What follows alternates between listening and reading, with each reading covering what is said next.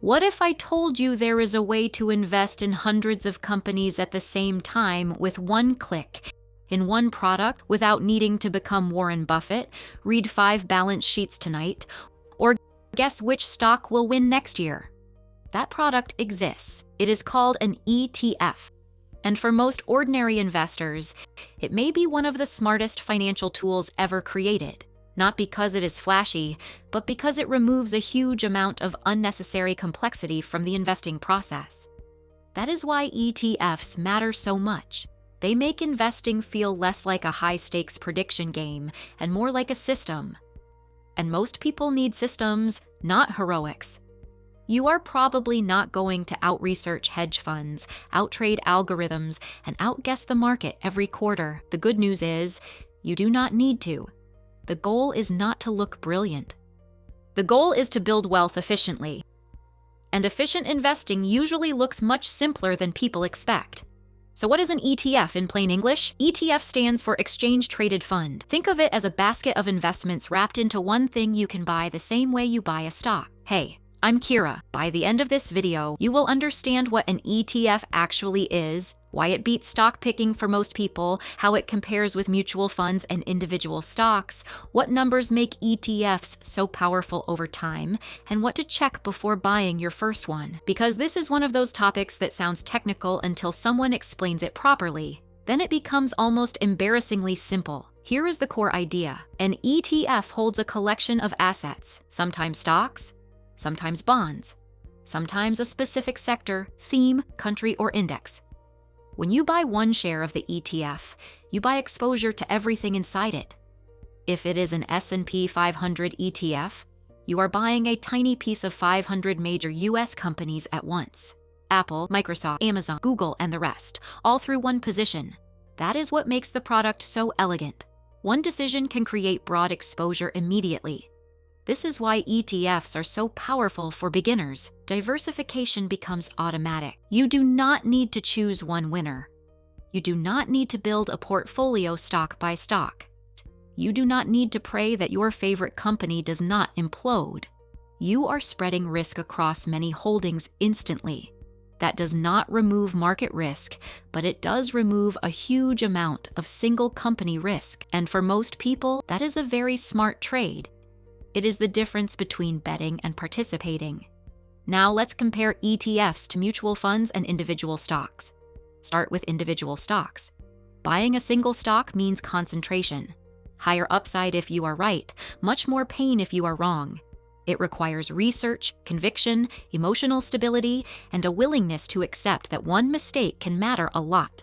For most people, that is not investing, that is pressure disguised as opportunity. It can work, but it demands far more from the investor than most people want to admit.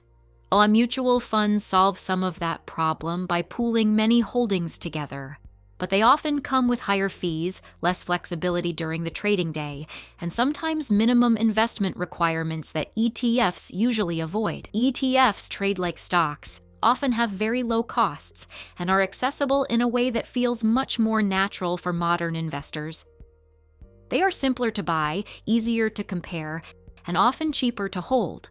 For the average person, that combination is hard to beat.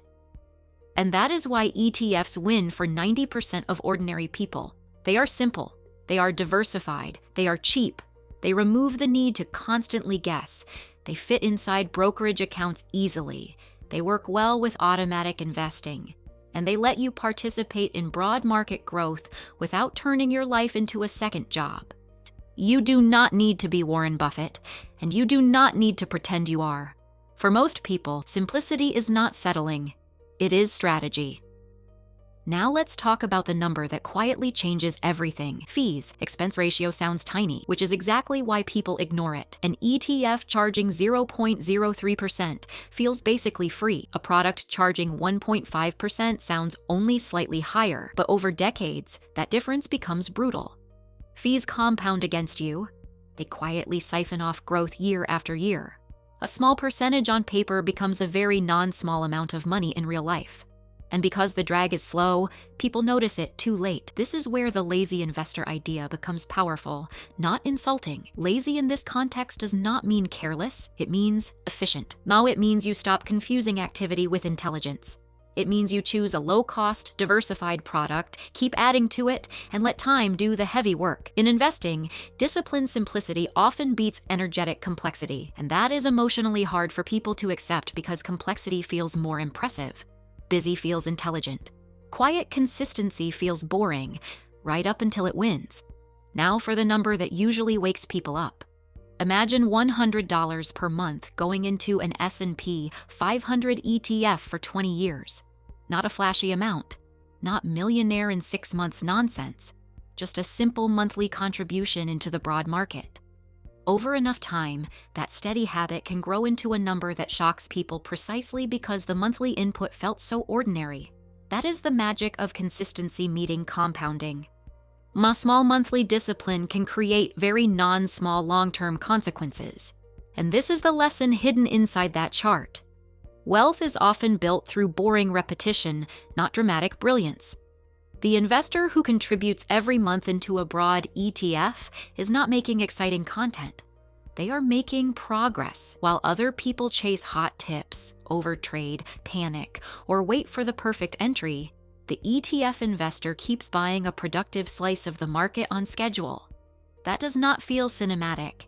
It does feel effective. And effectiveness matters more than entertainment when the goal is freedom. So what should you look at before buying an ETF? First, expense ratio. Lower is usually better if the fund is doing the same job. Second, what index or asset class it actually tracks. Not all ETFs are broad and stable. Some are narrow, thematic, speculative. Third, trading volume and size, because liquidity matters. You want a fund that is established enough to be easy to buy and sell without weird friction. Simple does not mean random. It still means informed. And here is an important beginner filter.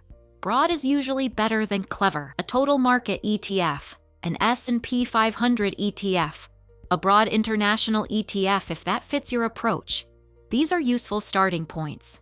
A niche ETF built around some flashy theme may look exciting, but excitement is often just concentrated risk wearing a polished label. If you are new, simplicity is not a compromise. It is an advantage. Your first goal is not novelty. Your first goal is durable exposure. So here is your first step if you are a beginner.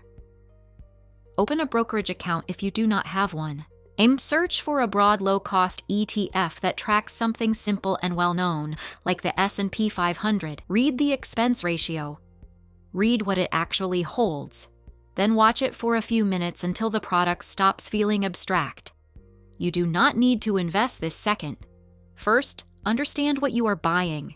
Clarity removes fear, and familiarity reduces hesitation. ETF investing is probably one of the smartest things school never taught you. Simple, cheap, effective. And that raises the obvious question. If ETFs solve so many problems at once, why do so many people ignore them?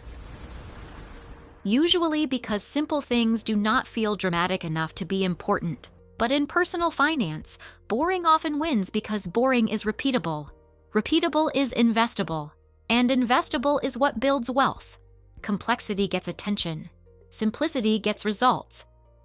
And that is the full picture. An ETF is a basket of investments you can buy like a stock. For most people, it beats stock picking on cost, diversification, and simplicity. Start broad, stay low cost, and let time do the work. Subscribe if this helped, and I'll see you in the next video.